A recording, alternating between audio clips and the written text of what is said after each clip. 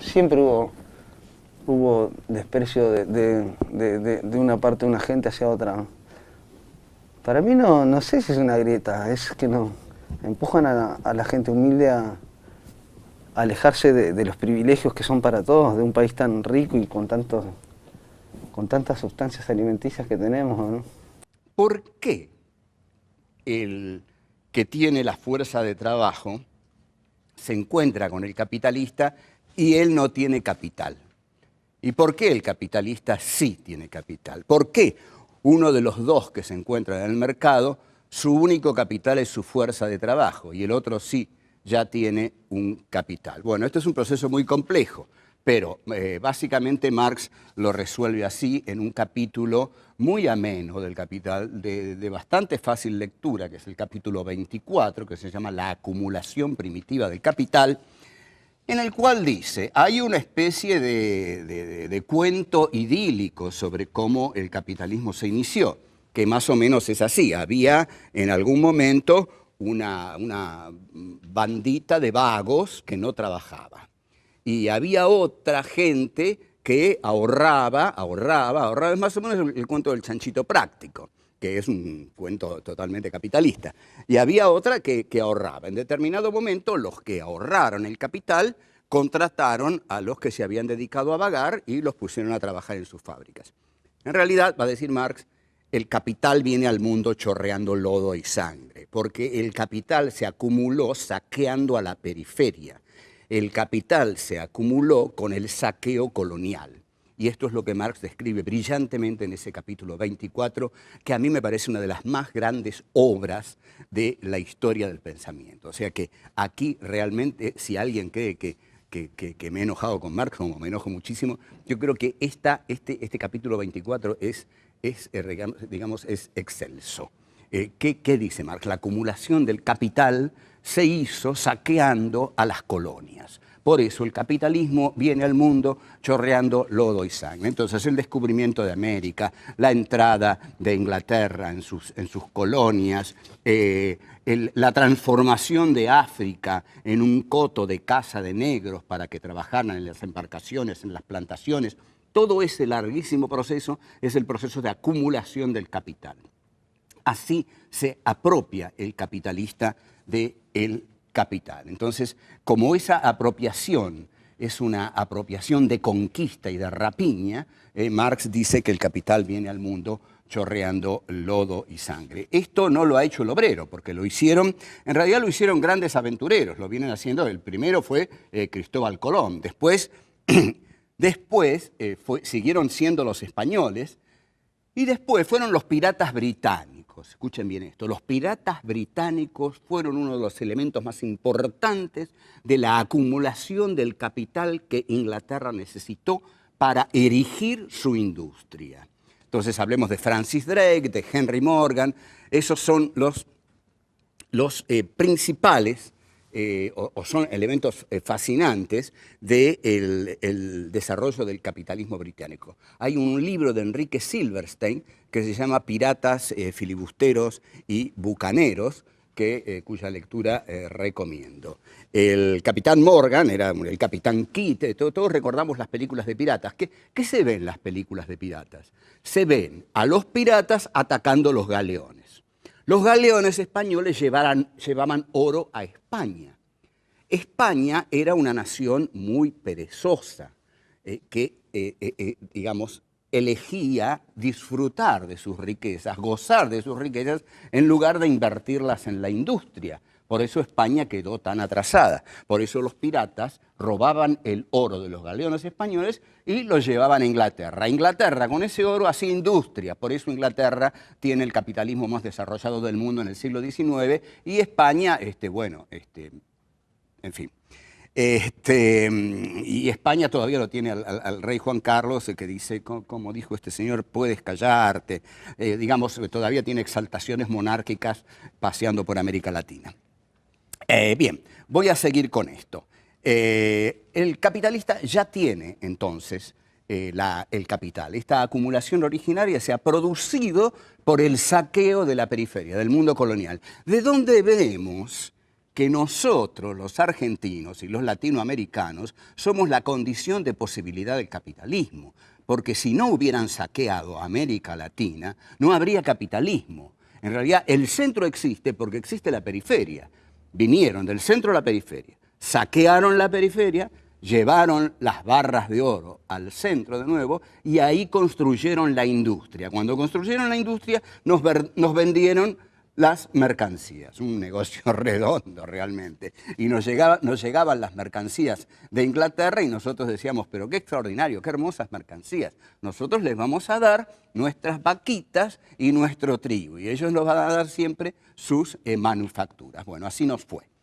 Entonces, habíamos dicho que la plusvalía es ese plus que el obrero produce una vez que ya ha producido el valor de su salario.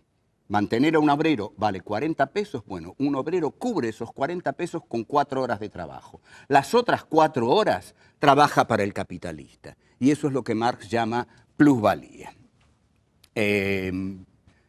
Al concepto de trabajo necesario, el concepto de trabajo necesario es lo que venimos diciendo. El trabajo necesario es el trabajo socialmente necesario que requieren las mercancías con las cuales se va a reproducir la vida del obrero. Este plus trabajo que hace el obrero es la plusvalía. Hay un largo momento de la jornada de trabajo en la cual el obrero, una vez cubiertos sus gastos, trabaja exclusivamente gratis para el capitalista. Esto es entonces lo que Marx llama la plusvalía. Marx nos dice que la acumulación originaria es la prehistoria del capital y del modo capitalista de producción. Es decir, hay un momento en que se genera una separación entre el productor y los medios de producción. ¿Cómo es que brota esta estructura económica capitalista? Primero, nos remontamos al feudalismo. Por si no saben, el feudalismo era un modo de producción, uno de los varios que hubo en la historia. Se basa en el trabajo de la tierra. Había un señor feudal que dividía la tierra y los siervos son los que tributan. Esto nos dice que el feudalismo se basa en una relación de vasallaje, es decir, en una relación donde se paga un tributo. ¿A quién? Bueno, en la pirámide tenemos principalmente al rey, luego al clero, es decir, los miembros de la iglesia, los nobles, los artesanos y por último los siervos. Todos son vasallos del rey. El rey y el clero son, claramente, los más poderosos en esta relación. El rey es el representante de Dios en la tierra y el clero es quien viene a legitimar todo esto, todo este poder. Bien, volvamos a Marx. Marx nos dice que se elimina el sistema feudal. ¿Pero cómo? A través de la supresión, del despojo de los medios de producción. Acá es donde sale el obrero libre y surge el capitalismo. Ustedes se preguntarán cómo. El obrero, al ser despojado de los medios de producción, solo posee una cosa: su fuerza de trabajo. Eso es lo que vende al capitalista, ya que en términos más simples no posee más que sus manos, su conocimiento para trabajar. No es dueño de nada más que solo eso. El obrero libre pasa a ser obrero asalariado cuando un capitalista le compra su fuerza de trabajo. Para ponerlo más simple nuevamente, lo que conocemos como salario es el precio que está pagando el capitalista por esta fuerza de trabajo. ¿Y cómo es que se lo despoja de los medios de producción y que nace el obrero libre y todo lo demás? Bueno, acá Marx lo que hace es explicar paso a paso cómo se despojan los medios de producción, cómo se expropia la tierra y todo este proceso nos dirá cómo nace, cómo es el génesis de la acumulación originaria. Marx dice que el paso al modo de producción capitalista se da más o menos de la misma manera en todos lados, pero lo que va a analizar él es básicamente la sociedad británica, es decir, Inglaterra. Bien, sin más preámbulos, pasemos al primer punto. ¿Cómo fue expropiada del suelo la población rural? Nos situamos a fines del siglo XIV y principios del siglo XV. ¿Se acuerdan que hablamos del feudalismo? Bueno, digamos que acá empieza el proceso para acabar con ese sistema. El feudalismo produce una riqueza nacional, pero no una riqueza capitalista, que es lo que va a empezar a interesar en este momento. En un principio, tenemos campesinos libres. ¿Por qué libres? Porque los grandes señores feudales se dan cuenta en esta época que donde está la plata, donde hay negocio, para utilizar una expresión más actual, es en las manufacturas laneras. Entonces, ¿qué hacen? Despojan a los campesinos de la tierra y los bienes comunales para utilizar las tierras de labor en tierras pastoriles. Es decir, se cambia la labranza por el pasto. Esta transformación dejará en pocas manos muchas tierras arrendadas. El rey Enrique VII Trata de frenar esto con leyes, decretos para proteger la decadencia del pueblo, de la iglesia, etc. Pero en definitiva no logra nada. Por otro lado, tenemos la Reforma Protestante en el siglo XVI. Hay una separación del catolicismo. Hay lo que se conoce como razones teleológicas, es decir, causas finales detrás de otras que parecen ser la razón principal. La Reforma Anglicana, parte de la Reforma Protestante, tiene como uno de los máximos supuestos la historia de Enrique VIII queriendo divorciarse pero no pudiendo concretar esto, ya que, como ustedes saben, el divorcio hasta hace relativamente poco estuvo prohibido por la Iglesia Católica. Bueno, la separación de la Iglesia Católica, además de permitirle al querido Enrique VIII obtener su preciado divorcio, le permitió expropiarse de las tierras que tenía la Iglesia. Y como se imaginarán, si les parece que la Iglesia tiene mucho ahora, en este tiempo tenía bastante más. En fin, también se crea lo que se conoce como impuesto a la pobreza. Esto, debido al estado de pauperismo que había, para ponerlo más claro, le quitas a los campesinos la tierra, le quitas a la iglesia la tierra, sus bienes y demás, tenés una gran cantidad de la población que pasó a estar en la nada, es decir, más pobres de lo que ya eran. Trabajaban la tierra y ahora no tienen nada para trabajar. Entonces, ¿cuál es la solución? El conocido impuesto a la pobreza. Pueden pensar, para traerlo más a tiempos actuales, en una especie de plan social. ¿Cómo se sustenta todo esto? Fácil. La iglesia no solo tenía tierras, sino que tenía gran cantidad de bienes en sus iglesias justamente, y demás. Lo que le sacaron a la iglesia servía para sustentar esta medida por mucho tiempo. Bien, continuemos. En 1750 tenemos un punto de inflexión. Piensen que en este video estamos resumiendo, pero cuando digo expropiaron tierras, se puede decir que fue de todo menos bonito. Muchos campesinos se resistieron. En un principio se les daba la oportunidad de salir por las buenas, y si te resistías, digamos que por las malas. De más está decir que hubo muertes. ¿Pero qué pasa en 1750? El último bastión que se resistió a esta expropiación fueron los yeomen, es decir, los campesinos libres que trabajaban en su propia tierra, la cual muchas veces se habían ganado tras un largo esfuerzo. En 1750 terminan de masacrar a los pocos que quedaban, por lo cual, chau a las propiedades comunales. Y ustedes dirán, ¿cómo es posible que expropien tierras de la nada? Bueno, vamos a ubicarnos en la restauración de los estuardos. Para hacerlo más simple, es una dinastía que inicia con Jacobo I. Luego tiene varios conflictos en el medio, por lo cual son sacados del poder, y en 1660 vuelven al poder de la mano de Carlos II. Sin embargo, unos años después, en 1688, es derrocada por la llamada Revolución Gloriosa. Bien, durante la restauración de los estuardos, ese periodo de 1660 a 1688, los terratenientes, es decir, aquellos que poseen tierras, pero no pequeñas cantidades, sino enormes, miles de hectáreas y que las arrenda, bueno, estos terratenientes en esta época usurpan la tierra con total impunidad, sin ningún proceso de ley. Y con la Revolución Gloriosa, es decir, la que saca a los estuardos y pone a Guillermo III de Orange al poder, aún le dan más poderes a ellos. Enormes expropiaciones de terrenos de dominio público. Además, ¿recuerdan que Enrique VII trata de poner leyes para proteger al pueblo, entre muchas comillas? Bueno, ahora ya no se trata ni de protegerlo, sino que se justifica o se legitima. Hay lo que se conoce como el último gran proceso de expropiación. Se crean las que conocemos hasta hoy en día, las enclosures, es decir, se crean leyes sobre el cercado de terrenos comunales. Nace así la propiedad privada. También tenemos lo conocido como clearing of states, es decir, limpieza de fincas. Sacan a todos de la tierra, ni siquiera para alojarse en ellas. Son expulsados totalmente. De 1814 a 1820 hay una campaña para expulsar y exterminar a las familias que se resistan. De hecho, uno de los lugares que más se resistieron a esto es Escocia, donde lucharon hasta el final, pero terminaron siendo despojados de todo. Si bien es muy imprecisa históricamente, pueden ver esta especie de bronca que hay entre ingleses y escoceses en la película Corazón Valiente.